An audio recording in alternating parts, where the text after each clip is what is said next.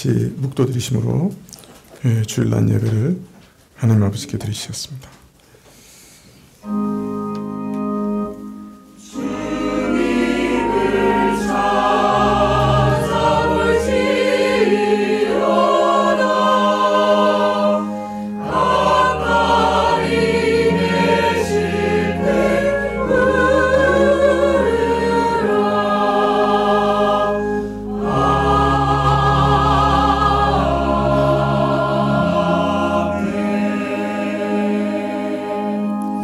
할렐루야.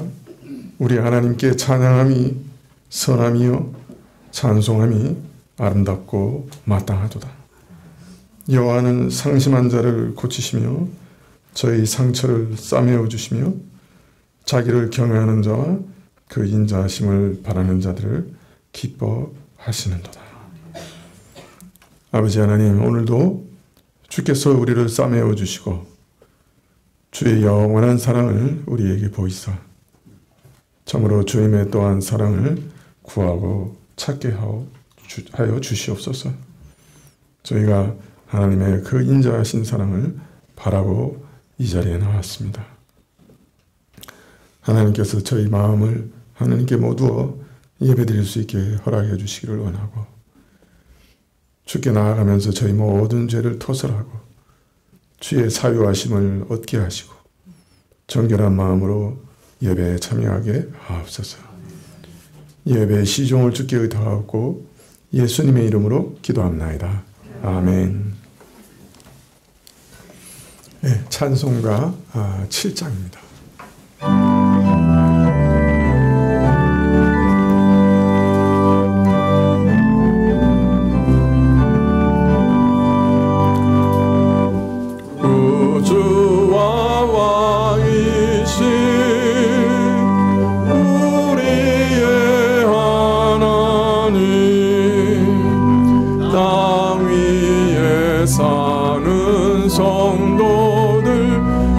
찬양하여라. 영능과 지혜가 한없는 하나님, 그 위엄 영원하시니 다 찬양하여라.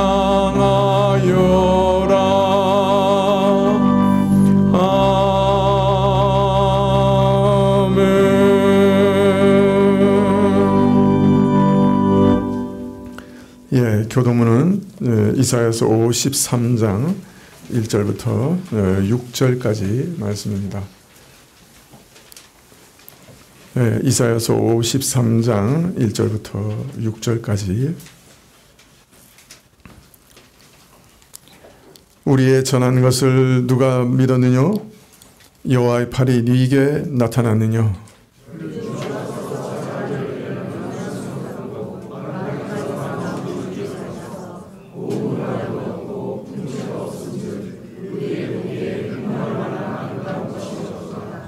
그는 멸시를 받아서 사람에게 실어버린 바 되었으며 간고를 많이 겪었으며 질고를 아는 자라. 마치 사람들에게 얼굴을 가리우고 보지 않음을 받은 자 같아서 멸시를 당하였고 우리도 그를 귀히 여기지 아니하였도다.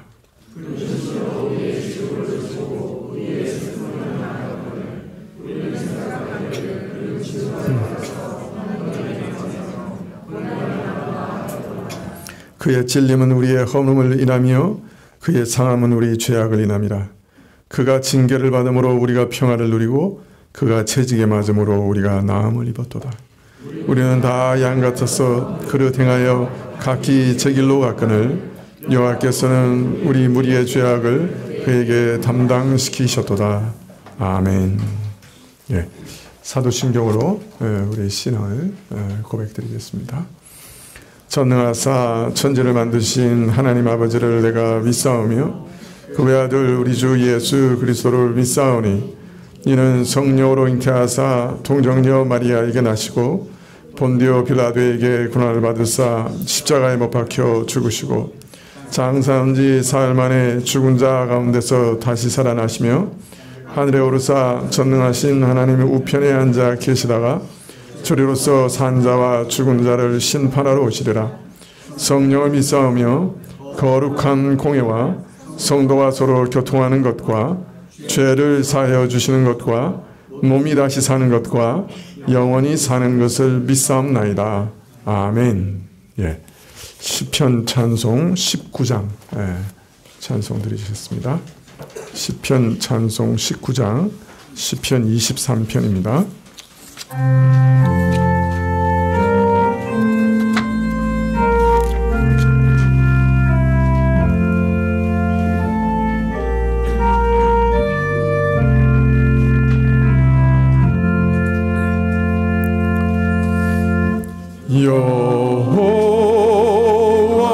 여호와는 목자시니 부족함 없도다.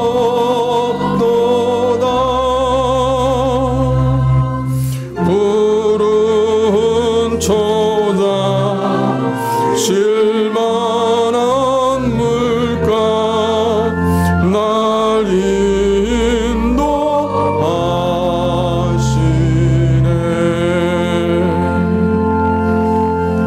내 영혼 소생시키며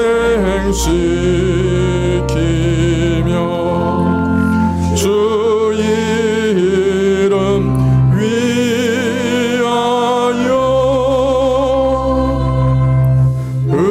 의의 길로 인도하시는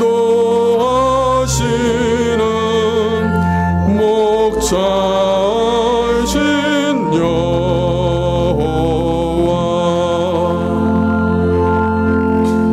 주 지팡이와 막대기 날 안위하시니 사망 골짜 나를 지 못해 주와 함께 하시네. 내 원수의 목전에서 상 베풀어 주시고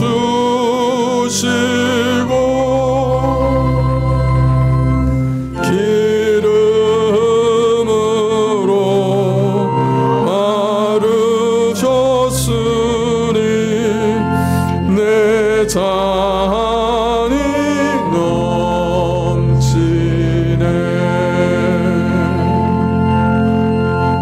주 선하신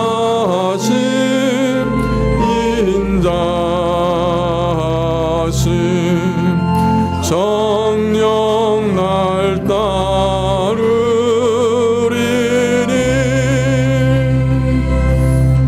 내가 여호와의 집에 영원히 거하리.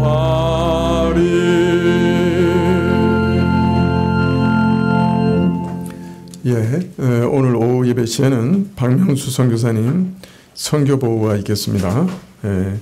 오늘 오후 예배 후에 구역장 모임이 있겠습니다. 구역장님들 기억해 주시고요. 이번 주 금요 기도회 후에 정기 당회가 있겠습니다. 장로님들 기억해 주시기 바랍니다. 기도하시겠습니다.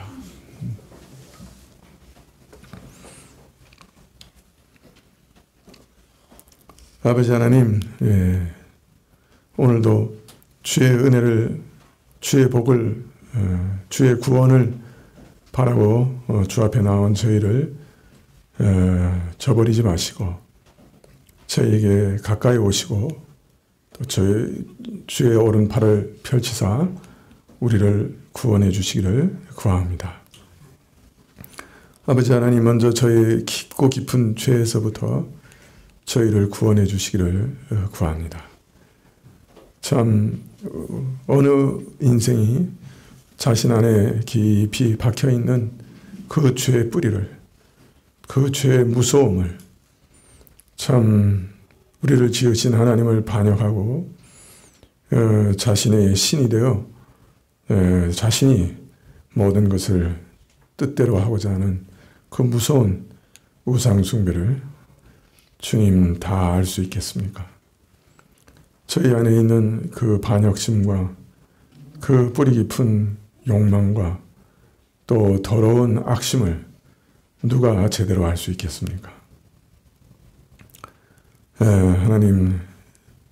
하나님께서는 참으로 우리를 이런 깊은 죄에서 구원하시고자 아들을 보내셨사오니 하나님 우리 영혼을 구원하시고 또 구원하시되 날마다 우리 안에 있는 죄의 세력으로부터 우리를 구원하여 주시기를 간절히 기도드립니다. 아버지 하나님, 또 우리를 앞날에 대한 공포와 두려움에서부터 건져 주십시오. 주님, 아무리 계산해도 답이 나오지 않는 인생, 어떤 때는 참 막다른 골목 앞에 서 있는 것 같은 우리 인생이오나 하나님께서 항상 여호와 이레 참 은혜를 예비하고 계시는 분이시오, 우리에게 살 힘을 끝까지 주시며 우리를 도우시는 분이신 것을 저희로 믿고 앞날이 보이지 않는다 할지라도 하나님만을 의지해서 힘있게 이 땅을 살아갈 수 있는 구원을 베풀어 주시옵소서. 하나님, 저희 안에는 참 해결하지 못하는 갖가지 문제들이 있습니다. 사람이 치료할 수 없는 질병도 있고 참 우리가 풀 수 없는 인간관계의 어려움도 있고 자녀들을 양육하는 데 있어서 지혜의 부족함도 있고 참 저희로서는 해결할 수 없는 난제들이 많이 있습니다. 이 모든 것들 하나님께 의뢰하고 하나님께 부르짖어 하나님의 구원을 얻기를 원하온대. 하나님, 우리 부르짖는 모든 성도들의 기도를 멸시하지 마시고 오늘도 구원의 손길을 펼치시고 베푸시기를 간절히 기도드립니다. 하나님, 저희를, 이 교회를 악의 세력에서부터 건져주시고 우리 가정들을 모든 악의 세력으로부터 구원하여 주십시오. 이 나라는 늘 오랫동안 참 여러 방면에서 위협을 당하고 또 북한과 주위 나라로부터 에워싸움을 당하며 갖가지 고통 가운데 있습니다. 하나님께서 지금까지 보호하여 주셨사온데 하나님께서 우리를 구원하사 모든 두려운 세력으로부터 구원하여 주시기를 간절히 기도드립니다. 아버지 하나님, 저희를 가난에서부터도 구원하여 주십시오. 가난도 우리에게는 큰 어려움이고 질고인데 혹 여러 가지 물질적인 고통 가운데 있는 자들이 있다고 하면 가난에서도 건져주시기를 또한 기도드립니다. 하나님, 우리가 기도하지 않는 죄에서부터 우리를 구원하여 주십시오. 우리가 할 수 없는 모든 것들을 참으로 진실로 하나님 앞에 나아가 하나님을 눈앞에 메시고 기도할 수 있도록 도와주십시오. 순간순간마다 마음을 열고 하늘을 바라보며 우리가 할 수 없는 모든 것을 기도하는 저희들이 되게 하여 주십시오. 우리 마음에 평안이 사라질 때마다 하나님, 참 하나님을 바라보게 하시고 오늘도 이 땅을 다스리시고 우리 인생을 계획하시고 또 그 계획대로 선하신 계획대로 다스리시는 분이신 걸 다시 확인하고 우리 마음에 다시 평강을 얻을 수 있도록 허락해 주십시오. 하나님, 오늘도 저희의 모든 삶을 주님께 다시 드리며 저희가 주의 것인 것을 인정하며 저희 자신을 대표해서 헌물드렸사오니 저희 물질 받으시기를 원하고 또 그와 함께 저희 자신을 받아주시옵소서. 저희 자녀들과 가족을 받으시고 보호하여 주시고 지켜주십시오. 또 찬송을 받으시기를 원하고 말씀할 때 말씀 속에서 하나님께서 친히 말씀하시기를 간절히 구합니다. 모든 것 주께 의탁하올 때 예수님의 이름으로 기도합나이다. 아멘. 예, 말씀은 누가복음 19장 33절부터 38절까지 말씀입니다. 신약 129쪽인데요. 누가복음 19장 33절부터 38절까지입니다.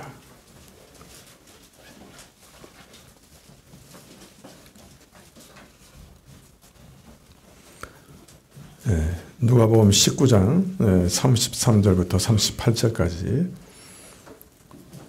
찾으신 줄 알고 봉독해 드리겠습니다. 나귀 새끼를 풀 때 그 임자들이 이르되 어찌하여 나귀 새끼를 푸느냐 대답하되 주께서 쓰시겠다 하고 그것을 예수께로 끌고 와서 자기들의 겉옷을 나귀 새끼 위에 걸쳐놓고 예수를 태우니 가실 때에 저희가 자기 겉옷을 길에 펴더라. 이미 감난산에서 내려가는 편 가까이 오심에 제자의 온 무리가 자기의 본 바 모든 능한 일을 인하여 기뻐하며 큰 소리로 하나님을 찬양하여 가로되 찬송하리로다. 주의 이름으로 오시는 왕이여 하늘에는 평화요 가장 높은 곳에는 영광이로다 하니 무리 중 여기까지 봉독해 드렸습니다.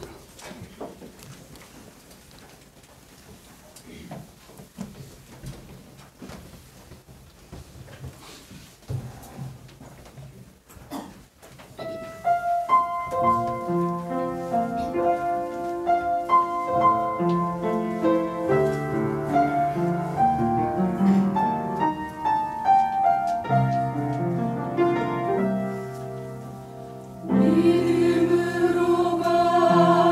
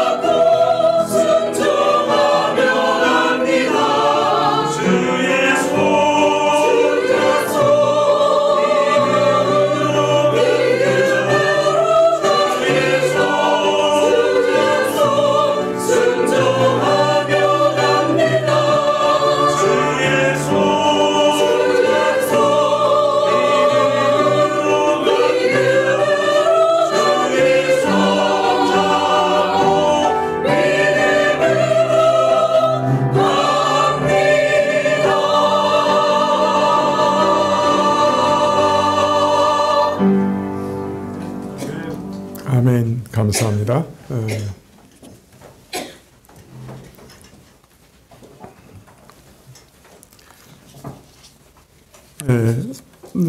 예수님께서 예루살렘으로 올라가시면서 나귀 새끼를 풀어오라 말씀하셨습니다. 아주 특별한 방식으로 나귀가 어디 있는지도 아시고 또 그 나귀 새끼를 풀 때 어떤 반응을 보일지도 아시고 또 그러면서도 나귀 새끼를 풀어오라고 나귀를 준비하셨습니다. 이처럼 나귀 새끼를 준비하시고 그것을 타신 것은 오래전에 있었던 예언을 기억하시고 또 그 예언이 지금 이루어지고 있다 하는 것을 보이기를 원하셨기 때문이었습니다. 그것은 예수님이 이 땅에 오시기 한 500년 전에 스가랴 선지자를 통해서 예언되었던 내용이었습니다. 스가랴는 메시아가 이스라엘의 왕이 예루살렘에 오실 때 아주 겸손하셔서 나귀를 타실 건데 나귀의 작은 것, 곧 나귀 새끼를 타실 것이다. 이렇게 예언을 했습니다. 예수님께서는 바로 이 예언대로 나귀 새끼를 타심으로 바로 자신이 스가랴가 예언했던 그 겸손한 왕, 평화의 왕, 그리고 온 땅의 죄를 하루에 제하시는 구원의 왕이시다 하는 것을 선포하셨던 것이죠. 그래서 나귀를 타시는 행위로 자신이 누구신가 하는 것을 지금 보이고 계신 것입니다. 자, 그런데 메시아가 이처럼 평화의 왕으로 오실 것을 예언한 예언은 스가랴만 예언했던 것은 아니에요. 아주 오래전에 참 예수님이 오시기 전에 거의 뭐 한 2000년, 1900년 전에 야곱이 죽기 전에 또 이 일에 대해서 예언했습니다. 창세기 49장 8절 이하에 보시면 한번 찾아보실까요? 네, 창세기 49장 8절 이하에 보시면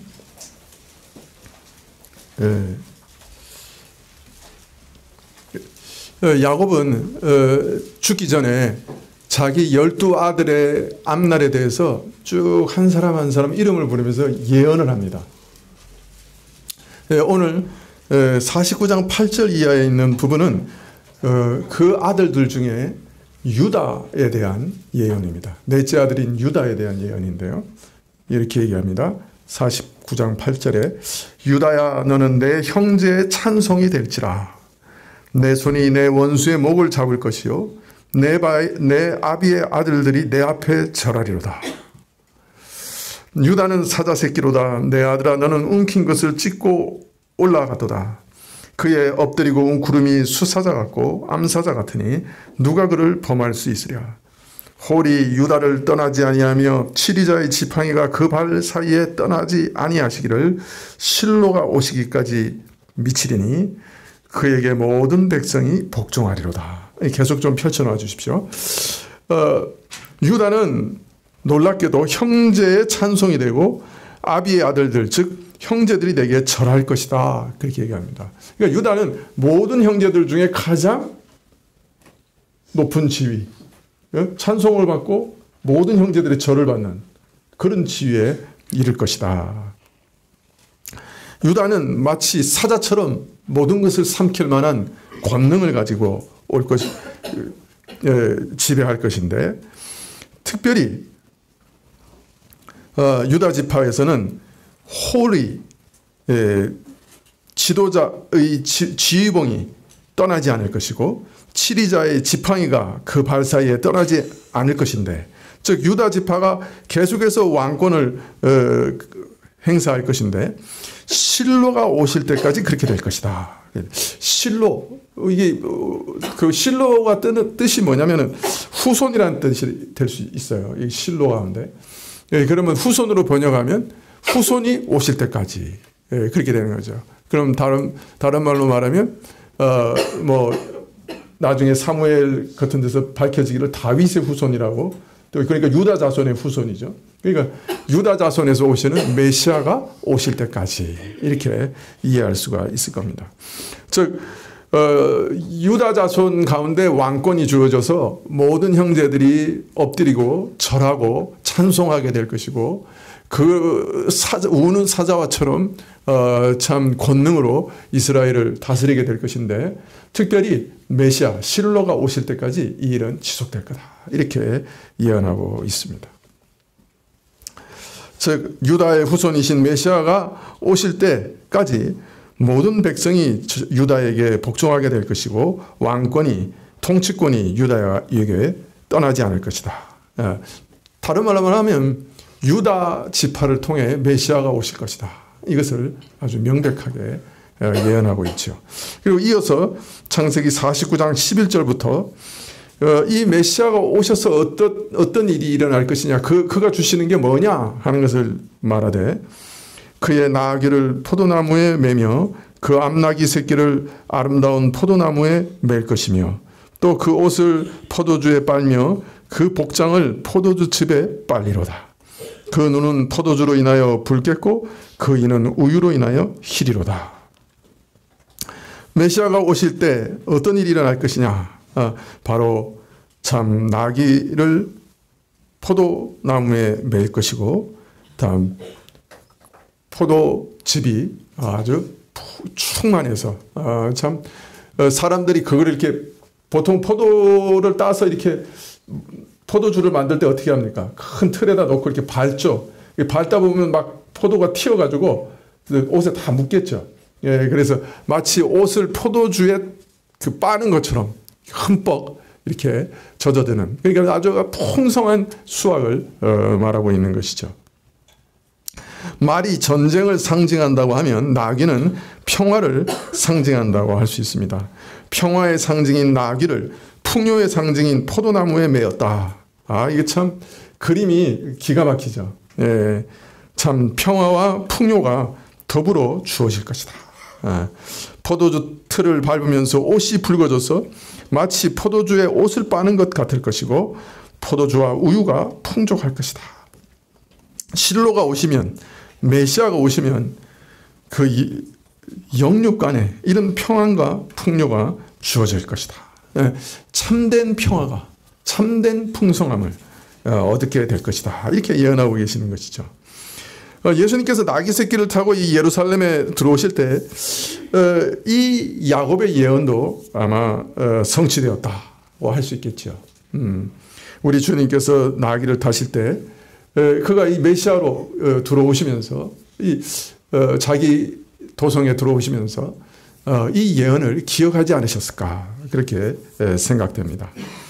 우리 주님은 참 평화를 위해 오셨지요. 참된 화평을 위해 죽으셨죠. 그래서 죄를 한날에 제거하셨죠. 영적인 진정한 평화 그리고 진정한 풍요로움을 우리는 이 예수님을 통해 얻게 되는 것이죠.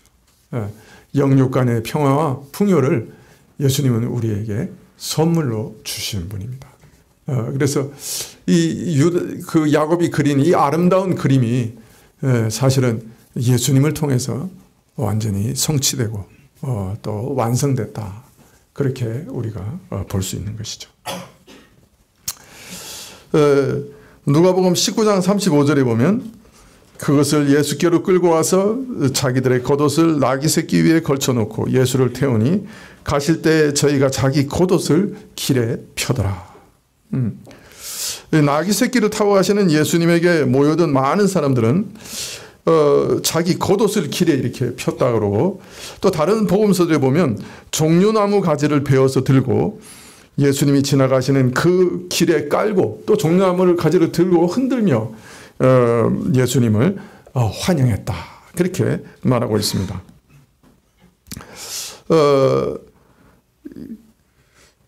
먼저 이렇게 겉옷을 이렇게 펴놨다 이렇게 얘기하는데, 우리는 이제 겉옷이 이렇게 생겼으니까 이걸 펴놔봤자 이렇게 별로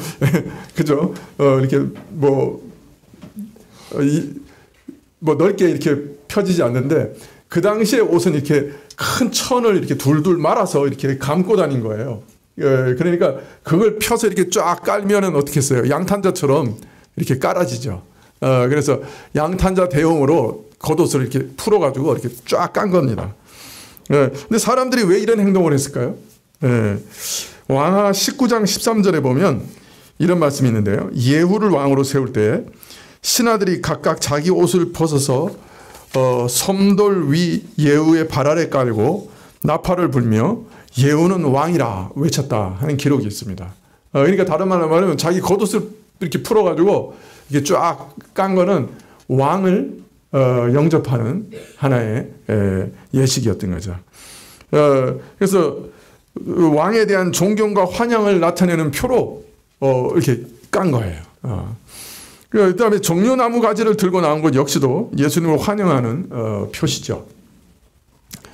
기록에 보면 이 알렉산더가 죽은 후에 이 알렉산더의 나라가 넷으로 나눠지죠. 그 중에 하나가 시리아에 세워진 셀레우코스 왕조인데요. 그 왕 중에 안티오쿠스 에피파네스라고 하는 사람이 예루살렘을 점령합니다. 그리고 성전에 제우스상을 설치하고 대지를 거기서 제물로 드리고 신자들을 아주 많이 학살했어요. 그때 유대인들이 마카비 가문을 중심으로 전쟁을 일으킵니다. 3년 만에 마카비 가문의 장군들이 예루살렘을 탈환할 수 있었는데요. 이때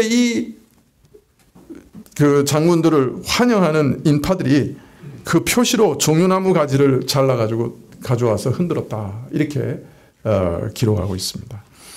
따라서 많은 무리들이 종려나무 가지를 들고 예수님의 입성을 환영한 것은 지금 예수님께서 승리자로 예루살렘에 입성하시는 것을 환영한다 하는 표시인 것이죠. 예수님께서 나귀 새끼를 타시고 예루살렘을 향해 가시자마자 무리들은 즉각 이 행동의 의미를 알아챘어요. 아, 지금 예수님께서 왕으로 예루살렘에 입성하시는구나. 그냥 나귀 새끼를 탄 것뿐인데 백성들은 다 알았던 거예요. 아, 이 예수님께서 지금 왕으로 예루살렘에 입성하시는구나. 그래가지고 자기 옷을 벗어가지고 이렇게 겉옷을 양산자처럼 펼치고 종려나무를 가지고 깔고 또 흔들고 이렇게 반응을 보였던 것이죠. 예수님께서 지금 왕으로 메시아로서 예루살렘에 입성하시는구나. 만세! 우리도 당신을 우리 왕으로 환영합니다. 이런 뜻으로 겉옷과 종려나무 가지를 깔았던 것입니다. 이처럼 당시 사람들은 예수님께서 나귀 새끼를 타자마자 예수님이 자신을 유대인의 왕으로 선언하신다, 공적으로 선포하신다 하는 것을 즉각적으로 이해했어요. 지금까지 예수님께서는 자신이 메시아라고 하는 사실을 가급적으로 숨기려고 하셨습니다. 사실 예수님께서 이스라엘에 공적으로 등장하자마자 사람들은 다 궁금했어요. 막 가는 곳마다 사람들을 고치시고 병자들을 일으키시고 죽은 자도 살리시고 그냥 놀라운 말씀을 선포하시고 이러시니까 전부 다 사람들이 몰려오면서 야, 이분이 누구시냐? 이분이 누구시길래 참 이런 대단한 일을 하시냐? 이러면서 전부 다 궁금해했어요. 그래서 사람들은 혹시 이분은 엘리야인가? 메시아가 오시기 전에 오실 거라고 예언되어 있는 엘리야인가? 혹시 예레미야나 선지자 중에 한 분인가? 심지어 죽은 세례 요한이 다시 왔는가? 막 이렇게 서로 수군수군 하면서 예수님 누구시지? 이것이 그 당시에 아주 굉장히 그 관심사였죠. 근데 이때쯤 예수님께서 이제 예루살렘에 입성하실 때쯤 되면 사람들이 그가 그리스도가 아닌가?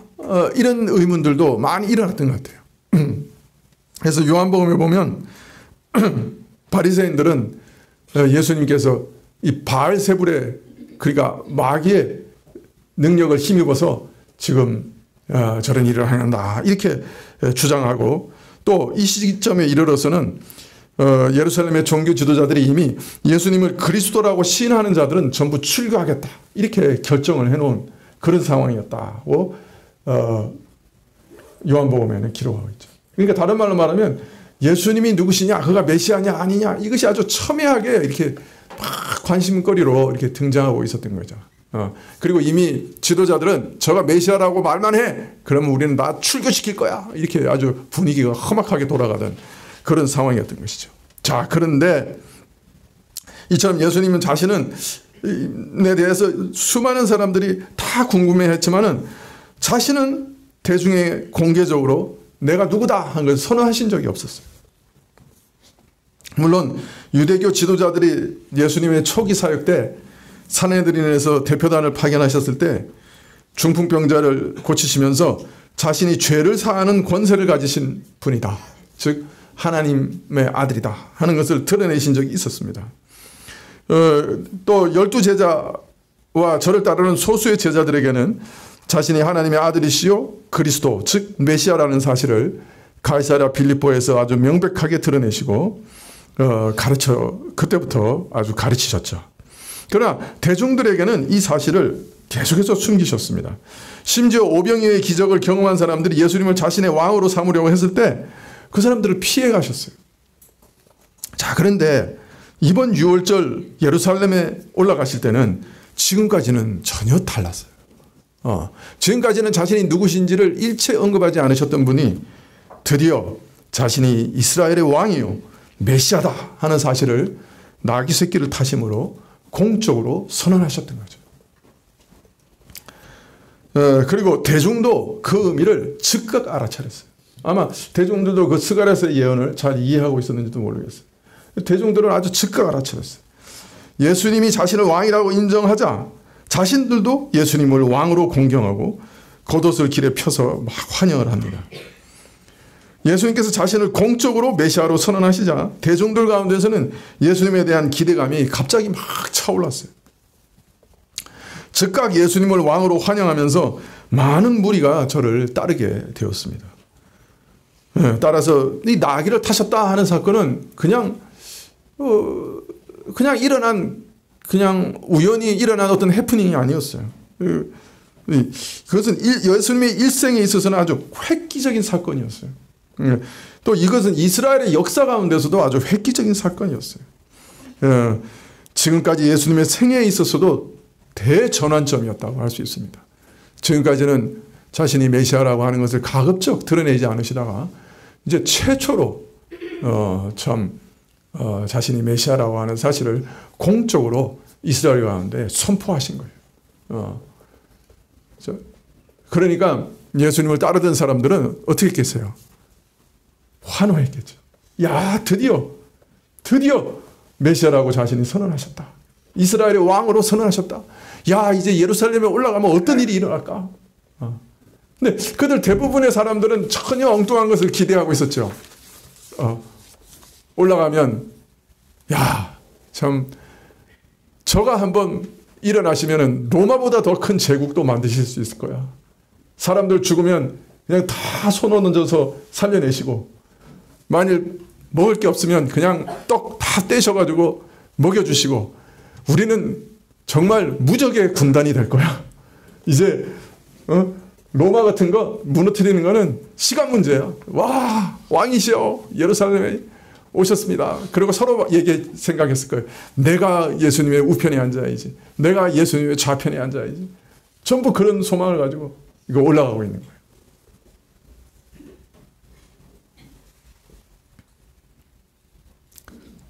(37절에) 이미 감난산에서 내려오는 편까지 가까이 오심에 제자의 온 무리가 자기의 본바 모든 능한 일을 인하여 기뻐하며 큰 소리로 하나님을 찬양하여 가로되 찬송하리로다. 주의 이름으로 오시는 왕이여, 하늘에는 평화여 가장 높은 곳에는 영광이로다.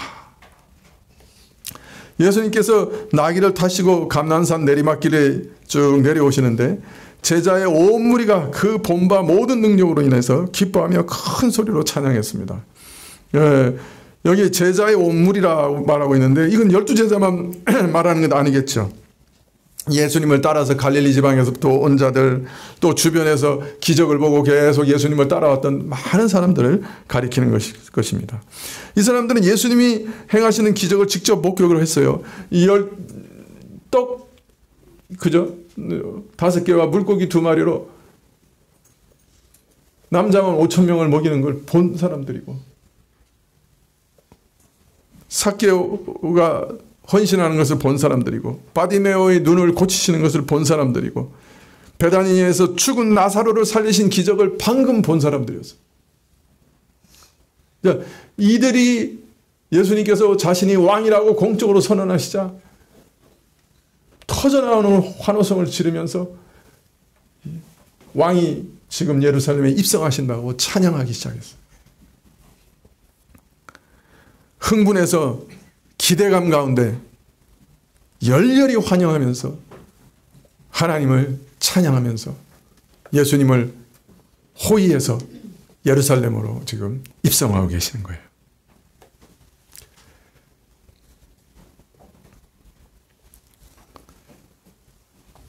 누가는 찬송하리로다 주의 이름으로 오시는 왕이여 하늘에는 평화여 가장 높은 곳에서는 영광이다.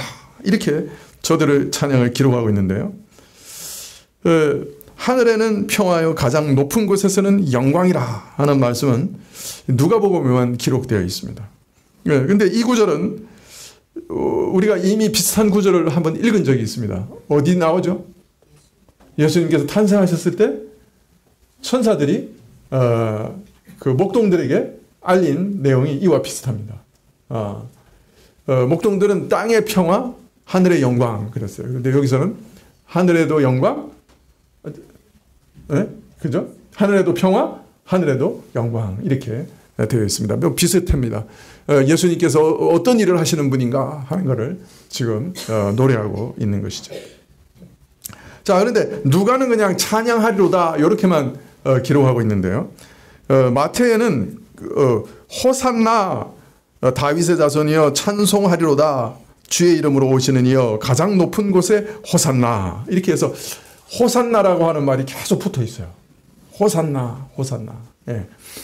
또 마가복음에는 호산나 찬송하리로다 주의 이름으로 오시는 이여 찬송하리로다 오는 우리 조상 다윗의 나라여 가장 높은 곳에서 호산나 이렇게 돼 있고, 요한복음에는 호산나 찬송하리로다 주의 이름으로 오시는 이 곧 이스라엘의 왕이여 라고 이렇게 기록하고 있습니다. 당시 아마 아람어로 외치는 것을 헬라어로 번역하면서 또 여러 다양하게 외치는 소리를 기록하면서 약간씩 다르게 기록한 것 같지만은 사실은 이거 똑같은 얘기예요. 이게 시편에 있는 한 구절을 인용하고 있는 거예요. 그래서 이게 어디서 인용하고 있느냐 하면은 시편 118편 25절 이하에 나오는 말을 인용하고 있는 겁니다. 그러니까 이 사람들이 지금 외치는 소리가요, 그냥 자기들이 생각 없이 그냥 이렇게 그냥 자기들 마음대로 이렇게 막 외친 게 아니라 시편에 있는 말씀을 가지고 이렇게 외치는 거예요. 사실은 이게 그 당시에는 아마 예루살렘으로 올라오는 수많은 순례자들을 예루살렘에 거주하는 거민들이 환영할 때 그 화답송으로 주로 썼던 찬송일 가능성이 높아요. 이게 그렇지만 하여튼 이 사람들은 그게 한 시편에 꽤 많은 그 찬송이 있거든요. 그 화답송이. 그런데 유독 시편 118편에 있는 말씀을 가지고 이게 지금 환영을 하고 있는 거예요. 118편 25절부터 보면 여호와여 구하옵나니 이제 구원하소서 여호와여 우리가 구하옵나니 이제 형통하게 하옵소서 여호와의 이름으로 오는 자가 복이 있으며 이렇게 여기는 여호와의 이름으로 오시는 자가 복이 있다 그랬는데 이제 무리는 주의 이름으로 오시는 자는 복이 있다 이렇게 외쳤죠. 그러니까 주라고 할 때 그 말이 여호와라는 말을 말하는 것입니다. 그래서 똑같은 말이에요. 그죠? 여호와의 이름으로 오시는 이여라고 이렇게 시편은 노래하고 있고, 여기 지금 예수님을 환영하는 무리들은 주의 이름으로 오시는 이여라고 외치고 있어요. 그 다음에 여호와여 구하옵나니 이제 구원하소서. 118편 25절에 여호와여 우리가 구하옵나니 이제 형통케 하소서 하는 말이 사실은 호산나라는 말이에요. 여기서 이제 구원하소서라고 하는 히브리어가 호시아나입니다. 호시아나. 우리를 구원하소서 하는 말이 호시아나예요. 그런데 이걸 헬라어로 그대로 음역해서 호산나라고 말한 거예요. 그러니까 히브리어를 그냥 말하고 있는 거예요. 호산나라고. 그러니까 우리를 구원하소서라는 시편 118편의 말을 그죠? 그대로 지금 외치고 있는 거예요. 호산나. 그러니까 호시아나 이걸 이제 그런데 그걸 이제 헬라어로 그대로 음역해서 이 사람들이 외친 거를 그냥 음역해서 쓰고 있는 거예요. 호산나. 호산나 주의 이름으로 오시는 이여. 그러니까 지금 시편 118편의 말을 그대로 외치고 있는 겁니다. 자, 그런데 우리도 지금은 이제 할렐루야라는 말은 주를 찬양합니다 하는 말이지만은 그거는 이제 꼭 그 의미로만 쓰지 않고 뭔가 기쁜 일 가운데 주를 찬양하고 그죠? 노래할 때 할렐루야 이런 얘기 많이 쓰잖아요. 마찬가지로 호산나라는 말도 오랫동안 써왔기 때문에 그 당시에는 우리를 구원하소서라는 말의 의미보다는 찬양합니다라는 말로도 쓰인 것 같아요. 그래가지고 이 호산나 주를 찬송하리로다 호산나 이렇게 연결해서 계속 나오거든요. 그래서 마태나 마가나 이런 누가나 다 찬송하리라 호산나 호산나 찬송하리로다 이렇게 나오고 누가는 호산나라는 말을 생략하고 그냥 찬송하리로다 이거만 썼어요. 네, 그러나 호산나라고 외친 것은 틀림없는 거죠. 자, 그러니까 예수님께서 나귀를 타고 이렇게 쭉 내려오시는데 백성들이 시편 118편에 있는 그 시로 찬양으로 예수님을 찬양하면서 지금 환영하고 있어요. 근데 호산나 다윗의 자손이요. 호산나 주의 이름으로 오시는 왕이요. 이렇게 하면서 계속해서 호산나를 외치면서 지금 찬양하고 있는 것이죠.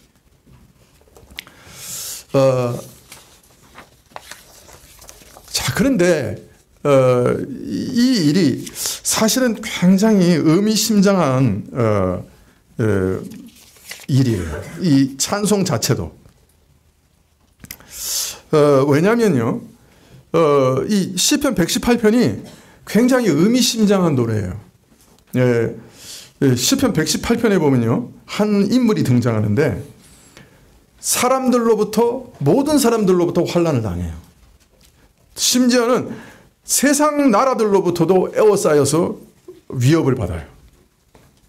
자, 그런데 이 인물이 당하는 이 어려움과 환난이 사람들로부터 또 세상 나라들로부터 환난을 당하는 이 고난이 매우 특이한 고난이에요. 왜냐하면 이 고난은 이 어려움과 환난은 하나님께서 그에게 당하게 하신 거예요.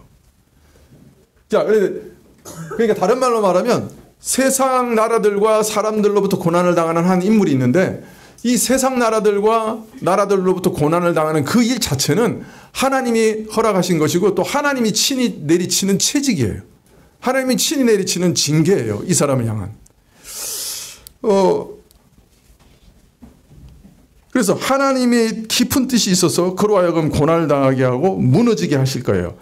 그런데 영영이 죽음에 넘기지는 아니하시고 다시 살리실 거다. 이렇게 예언하고 있어요. 기가 막히죠. 예수님께서 환난을 당하실 때 이스라엘의 모든 지도자층에서 다 환난을 당하고 심지어 나중에 백성들에게 배반을 당하시죠. 그리고 특별히 그 당시에 열국을 치리하던 로마에게 붙여서 환난을 당하시고 또 이스라엘을 다스리는 왕인 헤롯에게 환난을 당하시고 그러니까 나라들과 백성들로부터 환난을 당하는 한 인물. 근데 그 환난이 사실은 하나님이 허락하시고 하나님이 계획하시고 하나님이 친히 하시는 징계예요. 그런데 이분을 영 죽이지는 않으실 거예요. 하나님이. 다시 살려내실 거예요. 이게 시편 118편에서 예언하고 있는 앞부분이에요. 자, 그런데 더욱 기이한 것은 이 인물이 건축자들이 아무 쓸모없다고 버린 그 돌로 하여금 온 집을 지탱하는 머릿돌이 되게 하셔서 이 인물이 당하는 일이 바로 이와 같을 것이다. 즉 건축자들이 아무 쓸모없다고 버린 그들로 하여금 온 집을 지탱하는 머릿돌이 되게 하시는 그 일과 같은 일이 될 것이다. 이 인물이 당하는 일이, 즉 건축자는 집 짓는 전문가인 만큼 누구보다 건축자재의 쓰임새와 가치를 잘 판단할 것이다 기대되는 사람들 아닙니까? 누구보다도 돌을 잘 분별해서 집을 지을 사람들인데, 이런 전문가들이 이 돌은 쓸모없어 라고 내버린 그 돌이 전체 기둥을 지탱하는 핵심인 머릿돌이 되는 이상한 일이 벌어질 것이고, 바로 이 인물을 통해서 하나님께서 행하시는 일이 바로 이와 같은 일이 될 것이다, 이렇게 예언하고 있는 거예요. 그러니까 하나님께서 이 인물을 통해서 하나님이 행하시는 일을 제일 먼저 알아봐야 되는 사람들, 이스라엘의 지도자들, 건축가들이 그 인물이 누군지를 알아보지 못할 것이고, 하나님께서 그로 하여금 그 사람들로부터 배척을 당하고 배반을 당하고 참 버림을 당하게 하실 건데, 그런데 하나님께서는 그를 나중에 하나님의 집의 모퉁이 돌과 같은, 하나님의 집을 세우는 모퉁이 돌이 되게 하시는 그런 역사를 하실 것이다. 그래서 이 인물이 이루실 일이 바로 이런 일이고, 그리고 이를 통해서 하나님의 집을 세울 것이다. 이렇게 예언되고 있어요. 더 놀라운 것은 바로 이 인물을 통해서 의의 문을 열어서 의인들이 의와 영생의 나라로 들어가게 하실 것이다. 이렇게 예언하고 있죠. 자, 이렇게만 보면 이거 완전 복음 아니에요? 그죠? 이 118편이 바로 이걸 예언하고 있어요.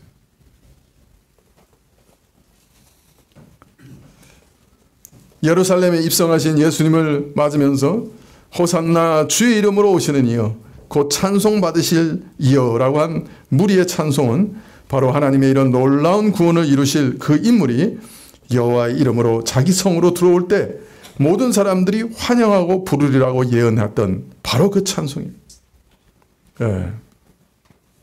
우리가 지금 일어나는 이 일을, 무리가 지금 일어나는 이 일을 얼마나 깊이 이해하고 이 찬송을 불렀는지는 알 수 없지만은 그들이 부른 찬송은 분명 이런 뜻을 담고 있는 찬송이었던 거죠. 한 인물, 기이한 분, 기이한 구원을 베푸실 분. 그런데 모든 나라와 백성들로부터 참으로 고난을 받으실 거고, 그런데 그가 그렇게 버림을 받은 것은 이스라엘의 모든 지도자들로부터 버림을 받는 그 일이 사실은 하나님의 집을 짓는 모퉁이 돌이 되는 바로 그런 일이요. 그 사람을 통해서 의의 문이 열려 참으로 모든 사람들이 의와 영생으로 들어가게 하시는 그 의의 문이 되시는 그런 일이 일어날 거다. 이런 찬송 중에 바로 이 메시아가 그의 성으로 예루살렘으로 들어올 때 바로 이 찬양이 불리해질 것이다. 이렇게 예언한 시가 바로 이 시입니다. 그러니까 그 백성들이 이런 모든 전체적인 의미를 다 이해하고 이 찬양을 불렀는지는 모르지만, 그러나 하여튼 예수님께서 오실 때 바로 이 찬양을 가지고 예수님을 환영했어요. 참 놀랍죠. 예수님께서 예루살렘에 입성하시면서 굳이 나귀 새끼를 구하여 타고 들어가심으로써 자신이 평강의 왕으로 지금 예루살렘에 오신다고 하는 스가랴의 예언을 떠올리게 하셨고, 또 무리가 한 인물이 죄로 무너진 이스라엘을 다시 일으켜 의와 영생의 나라 하나님의 집을 건설하리라 예언한 시편의 찬송으로 예수님을 환영하고 화답했던 일은 다 같이 예수님께서 메시아시라, 메시아로 하나님의 성 예루살렘에 지금 입성하신다 하는 사실을 증거하고 있다고 말할 수 있습니다. 또 이러한 시편 118편의 말씀이나 스가랴서에서 죄악을 한날에 다 제하실 것이다 하는 이런 예언들은 이제 앞으로 예수님께서 겪으실 십자가와 부활, 그가 메시아로서 자기 백성 위에 왕으로 세움받으시기 위해서 십자가에서 죽으시고 부활하시고 승천하실 것을 내다보고 있고, 또 그것을 증거하는 것이라고 할 수 있겠죠. 참 메시아로서 자기 성에 입성하시면서 평범하고 초라한 나귀 새끼를 타신 것이나 또 상식적으로 이해하기 어려운 기이한 구원을 이룰 인물에 대해 예언한 시편 118편의 찬송으로 무리가 예수님을 환영한 일이나 다 참 예수님께서 예루살렘에 입성하시는 일이 심상치 않다, 단순치 않다 하는 것을 또한 우리에게 가르쳐 주십니다. 참 일반적인 왕의 모습이 아닌 거예요. 일반적으로 오시는 왕과는 크게 다른 거예요. 그리고 그가 행하시는 일도 일반적인 왕과는 너무 크게 다를 거예요. 네. 그것을 지금 스가랴와 시편 118편이 노래하고 있는 것이죠. 그래서 그 당시 사람들이 왕으로 오시는데 예수님이 행하시는 일을 이해할 수가 없었어요. 도무지 이해할 수가 없었어요. 너무 기이한 일이기 때문에. 하나님께서 주시는 심한 고난을 받으실 것이기 때문에. 또 건축자들의 버림을 이제 받으실 것이기 때문에. 왕으로 오시는데 하나님으로부터 심한 고난을 받으시고 또 건축자들로부터는 버림을 당하시는 그런 일을 당하실 것이기 때문에 지금 예수님을 환영하는 이 사람들조차 지금 예수님께서 예루살렘에 입성하시는 왕으로 입성하시는 이 일이 무슨 의미인가를 제대로 이해할 수가 없었어요. 너무나 기이해서. 여러분 오늘 우리가 이사야서 53장을 교독했는데요. 23장 맨 첫 마디가 뭡니까? 1절에 우리가 전한 것을 누가 믿었느냐? 누가 믿었느냐? 우리가 지금 전하긴 하는데 이거 도무지 믿을 수 없는 사실이다. 그러면서 이사야서 53장에서 예언하고 있어요. 쭉 예언하는 게 뭐예요? 예수님께서 우리를 대속해서 죽으실 것이다. 그 예언을 쭉 하는 거예요. 그런데 이걸 도대체 누가 믿을 수 있지? 라면서 예언하고 있는 거예요, 지금. 이스라엘 사람들에게는 왕으로 오신 분이 진정한 참된 왕이 우리가 그렇게 기다리고 기다렸던 그 메시아가 예루살렘에 왕으로 입성하신 후에 십자가에 죽으시고 모든 나라들에게 고난을 당하시고 건축자들에게 유대의 지도자들에게 버림을 받으실 거다. 이런 사실을 받아들이기가 너무너무 어려웠던 거죠. 누가 이 사실을 믿을 수 있지? 거기다가 그분이 바로 우리를 위해 죽으시고 우리 죄를 위해 죽으시고 그분이 바로 나의 영원한 운명과 직결되어 있고 그분을 믿느냐 안 믿느냐가 내 영원한 운명과 직결되어 있고 내가 사느냐 죽느냐가 직결되어 있다. 이 사실을 도대체 누가 믿을 수 있지? 라고 이사야가 지금 말하고 있는 거예요.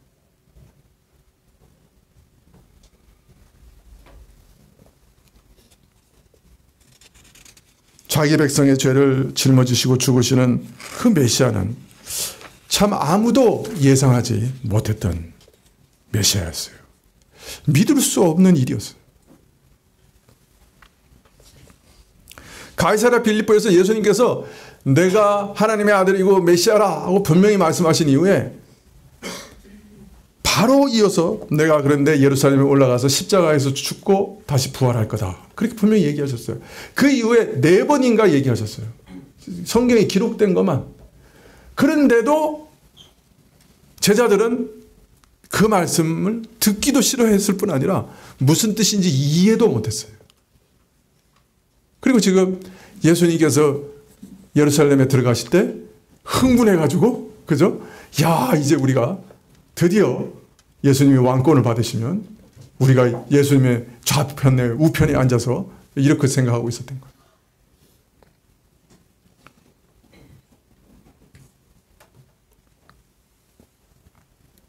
누가 믿었는가? 깨달아지지가 않는 거예요. 참 오늘날 우리에게는 교회 와서 늘 듣는 얘기니까 참 익숙한 얘기지만은 당시 사람들에게는 정말 받아들이기 어렵고 정말 믿을 수 없고 참 거듭거듭 구약에서 이렇게 예언하고 또 예언하고 또 이렇게 가르치고 또 가르쳐도 여전히 이해하기 어려운 그런 내용이었어요. 그래서 제자들도 예수님이 죽으신 다음에 다시 부활하실 때까지 겨우 이게 이해가 되는, 죽으시기 직전까지도 전혀 이해가 되지 않는 그런 일이었어요. 자, 그런데 사실은요, 오늘날도 그렇게 크게 다르지는 않아요. 교회에서는 예수님의 죽음과 부활에 대해서 참 요새는 뭐 그런 것도 잘 외치지도 않지만은, 그러나 계속해서 외치고 들어서 익숙하다 할지라도 이것이 정말 마음에 이렇게 와닿고, 예수님께서 정말 나를 위해 죽으셨습니다. 이게 참 자기 영혼을 그래서 예수님께 맡기고 그 사실을 감격하고 그 사랑에 참 마음이 움직이고, 이런 사람들 참 극소수예요. 많이 들었지만은 그냥 단순히 졸면서 설교 듣고 있는 거예요. 어떤 때는 목사님 제가 오늘 설교에 정말 은혜 받았어요. 근데 그 보통은 복음하고는 상관없는 내용들이에요. 하나님이 당신의 근심을 다 알고 계세요. 하나님께서 당신을 도와주실 거예요. 뭐 하나님께서 심지어는 부자 되게 해주실 거예요. 하나님 믿으면은 만사 형통이에요. 막 이런 얘기 하면은 은혜 받았다고 막 와가지고 막 그래요. 근데 복음에 대해서 얘기하면 꾸벅꾸벅 졸고 있어. 참 이 그리스도의 십자가의 일이 깨달아지는 일이, 마음에 예수님의 사랑이 이렇게 와닿고, 나도 그래서 예수님을 사랑하는 것, 그 감격과 감동으로 이 일이 새겨지는 일이 이 교회 안에 참 희귀해요. 한편으로는 참 안타까운 일이지만은, 그러나 어떤 면에서는 또 너무 당연한 일이기도 해요. 왜냐하면 이사야도 이 복음을 전하면서, 야, 우리가 전한 것을 누가 믿을 수 있을까? 이렇게 먼저 서두를 꺼내고 있거든요. 누가 이걸 믿지? 이분의 죽음이 바로 내 죽음이라는 것을 누가 믿을 수 있지? 이분이 바로 나를 위해서 이렇게 고난받으셨다는 걸 누가 믿지?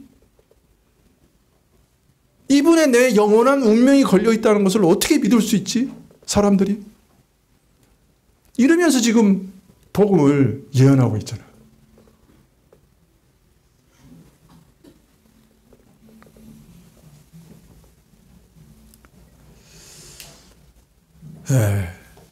사실 이 복음이 와닿으려면요, 자기가 누군지를 먼저 알아야 와닿아요. 어떻게 하면 이 그리스도의 이 은혜와 복음이 이게 감격과 참 감동으로 내게 와닿을 수 있는가? 사실은요, 먼저 경험해야 할 일이 있어요. 그건 뭐냐면 공포예요. 놀랍게도 공포를 경험해야 돼요. 어떤 공포냐? 내가 하나님 앞에서 얼마나 무서운 죄인인가 하는 것을 깨닫는 공포예요. 야, 내가 정말 내 죄가 이렇게 크고 무서운 일이구나 하는 것을 깨닫는 공포예요. 내 죄로 인해 하나님께서 얼마나 진노하시는가 하는 것을 깨닫는 공포예요. 그게 깨달아져야 돼요. 그런 사람은 자신에게 아무런 소망이 없다는 걸 알아요. 자신의 앞날이 정말 무서운 지옥의 공포라는 걸 알아요. 그런 사람은 예수님을 탁 붙잡아요. 예수님을 꽉 붙잡는다고.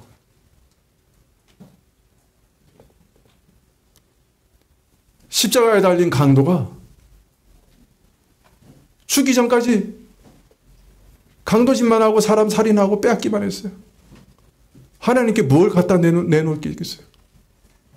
죽은 다음에도 믿은 다음에 죽어버렸어요. 선을 행할 기회가 하나도 없었어요. 자신은 이제 죽으면 끝장나는 거예요. 지옥에 가는 거예요. 그런데 예수님을 보니 다른 분이에요. 하나님 나라의 왕으로 보여. 정말 그런 분 같아요. 십자가에서 자기를 모욕하는 사람들을 위해서도 하나님 저들을 용서해 주십시오. 저들이 자신이 하는 일을 알지 못합니다. 부르짖는 분이셔요. 그래서 용기를 내서 예수님 그 나라에 저를 좀 가실 때 기억해 주세요. 다른 아무런 소망이 없었어요. 그 방법 외에는 다른 길이 없었어요. 예수님을 붙잡았어요. 저를 좀 기억해 주세요. 예수님께서 약속하셨지. 너가 오늘 나와 함께 낙원에 있을 거다.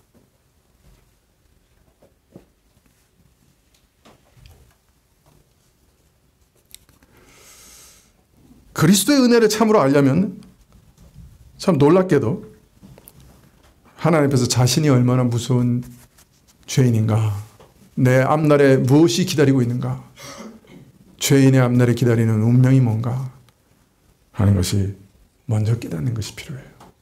그런 사람만 진짜 예수님을 붙잡아요. 아무 소망이 없다는 것을 아는 사람만 예수님을 붙잡아요.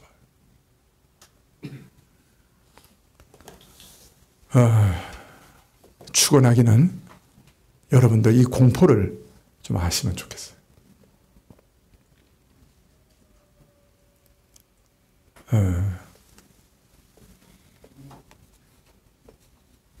기도하시면 좋겠어요. 내가 어떤 죄인인지 알게 해달라.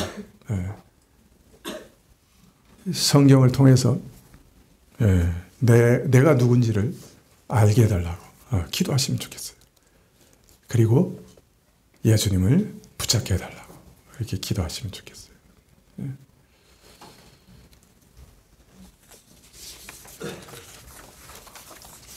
기도하시겠습니다.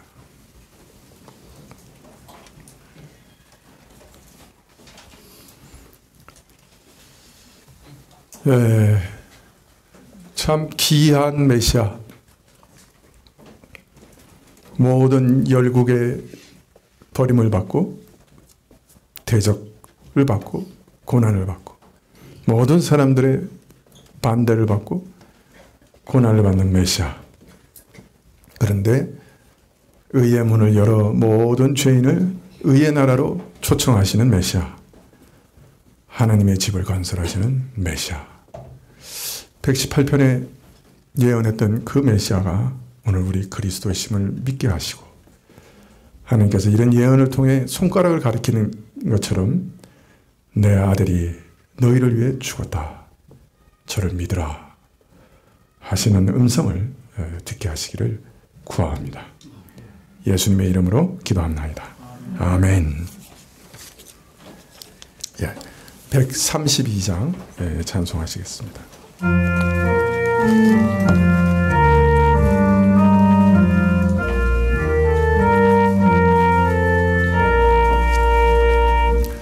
호산나 호산나 다 노래 부른다. 수많은 아이들이 즐거운 노래로 그 품에 안으시고 복 주신 주님께 온 몸과 마음 들여 주 찬양합니다. 저 감람산 길 따라 큰 물이 따른다. 그 손에 종려가지 흔들며 외친다. 만왕의 왕주 예수 나 귀를 다시고 아이들 노래소리 다 받아주신다. 호산나 그 옛 노래 우리도 부르자. 주 예수 우리 구주 우리의 전능왕 온 몸과 마음 다해 목소리 높여서 영원히 기쁜 노래 주 앞에 드리자.